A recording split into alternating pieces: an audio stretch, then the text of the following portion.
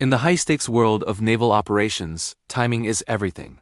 A mission planned with military precision can unravel in an instant if one crucial element is off, like arriving 6 weeks too early. This is the incredible story of a U.S. Navy carrier strike group that found itself in exactly that predicament off the coast of Venezuela, a situation that could have turned into an international crisis. The year was 2019.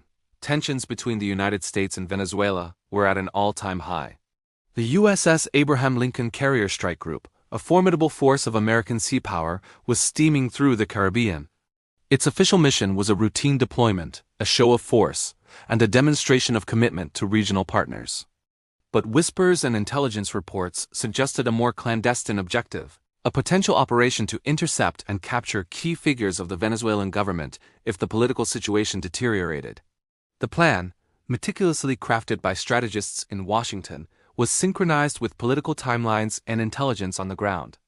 The strike group was supposed to arrive at a specific window, a moment when their presence would have maximum impact. But somewhere along the chain of command, a critical miscalculation occurred. Whether due to a simple scheduling error, a misinterpretation of orders, or a change in operational tempo, the USS Abraham Lincoln and its escorts arrived at their designated station a full 6 weeks ahead of schedule.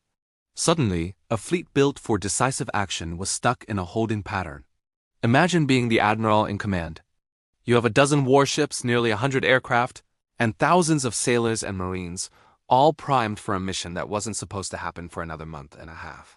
The immediate challenge was one of pure logistics. A carrier strike group is a floating city with an insatiable appetite. It consumes unbelievable amounts of fuel, food, and supplies. A Nimitz-class carrier like the Abraham Lincoln can burn through thousands of gallons of jet fuel in a single day just running flight operations. And its reactors, while nuclear, don't power the escort ships, the destroyers and cruisers that protect the carrier.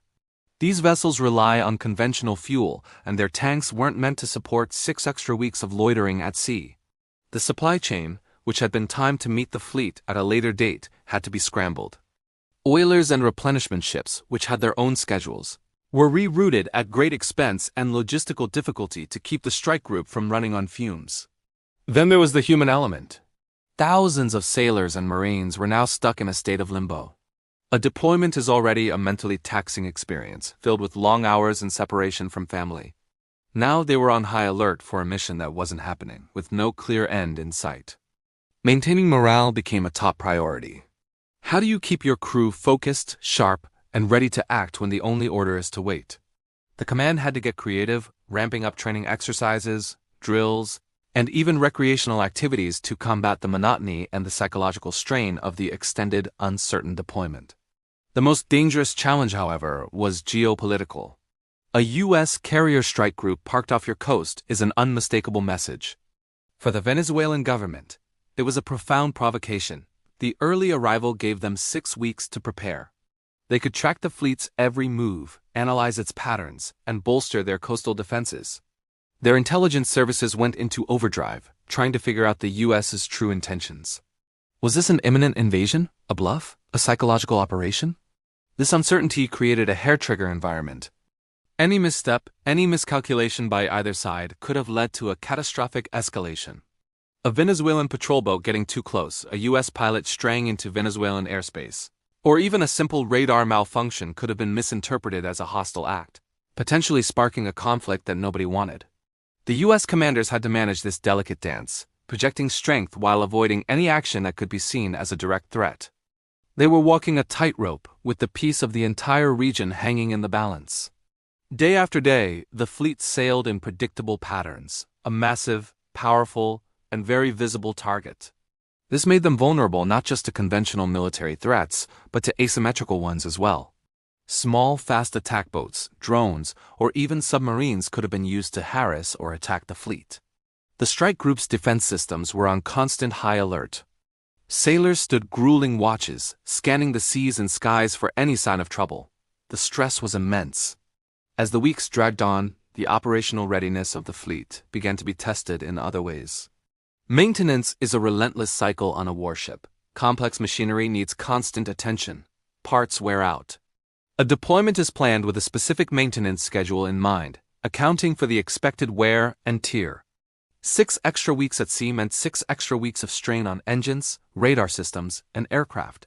Maintenance crews worked around the clock to keep everything running, cannibalizing parts from one system to fix another, and performing complex repairs in challenging sea conditions. They were pushing the limits of both their equipment and their endurance. Finally, after what must have felt like an eternity, the original window for the operation arrived. But by then, the strategic landscape had completely changed. The element of surprise was long gone. Venezuela had been on high alert for weeks, and the international community had been watching the standoff with growing concern. The political conditions that the mission was originally designed for had shifted. The opportunity, if it ever truly existed, had passed. The USS Abraham Lincoln and its strike group eventually received new orders. The Clandestine mission was scrubbed, and the fleet moved on to continue its originally scheduled deployment. To the outside world, it looked like business as usual, a powerful navy projecting influence. But for the thousands of personnel who lived through it, those 6 weeks were a masterclass in crisis management, logistical ingenuity, and nerve-wracking patience. This incident, which was never officially acknowledged as anything more than a routine presence operation, serves as a powerful reminder of the immense complexities of modern naval warfare. It shows how even the most powerful military in the world can be challenged by something as simple as a scheduling mistake.